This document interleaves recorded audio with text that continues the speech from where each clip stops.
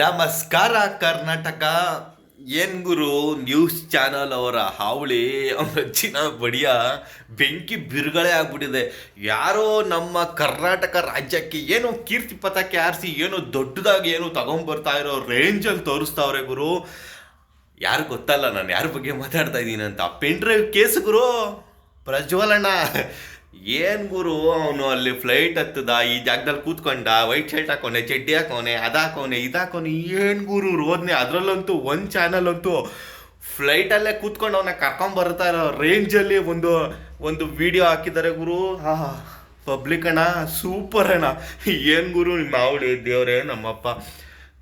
ಸ್ವಾಗತಕ್ಕೆ ಎಲ್ಲರೂ ಕಾಯ್ತಾ ಇದ್ದಾರೆ. ಎಂಥ ಘನಕಾರ್ಯ ಗುರು, ಸೂಪರ್ ಅಲ್ವಾ? ಯಾರಪ್ಪ ನೀವು, ಯಾರ ಮಕ್ಕಳಪ್ಪ?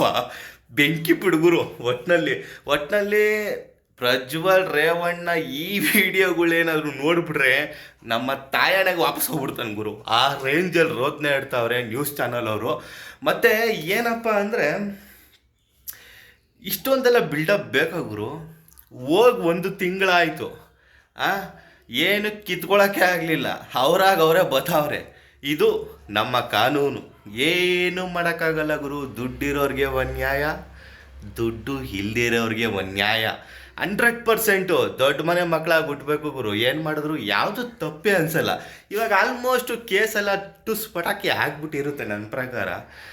ಇದೇನಿದ್ರು ಡಮಾರೆ. 4ನೇ ತಾರೀಕು ರಿಸಲ್ಟ್ ಬರುತ್ತೆ ಎಲೆಕ್ಷನ್ದು. ಇಷ್ಟೇ ಗುರು, ಡ್ರಾಮಾ ಬರೀ ಇದೇ ಆಗೋಯ್ತು. ರಾಜಕಾರಣಿ ಮಕ್ಕಳಾಗಿ ಹುಟ್ಬಿಡ್ಬೇಕು ಗುರು. ಸೂಪರ್ ಅಲ್ವಾ? ಏನು ಆರಾಮ್ ದುನಿಯಾ 1 ತಿಂಗಳಿಂದ ಮಜಾ ಮಾಡಿಕೊಂಡು ಆರಾಮಾಗಿ ಅಣ್ಣ ಬತ್ತಾವ್ರೆ ಅಷ್ಟೇ ಗುರು. ಏನು ಮಾಡೋಕ್ಕಾಗಲ್ಲ. ಅವರೇ ಬರಬೇಕು. ಇವರೇ ಕರ್ಕೊಂಬರೋಷ್ಟು ತಾಕತ್ತು ನಮಗಿಲ್ಲ. ಎಂಥ ಪರಿಸ್ಥಿತಿ ಗುರು.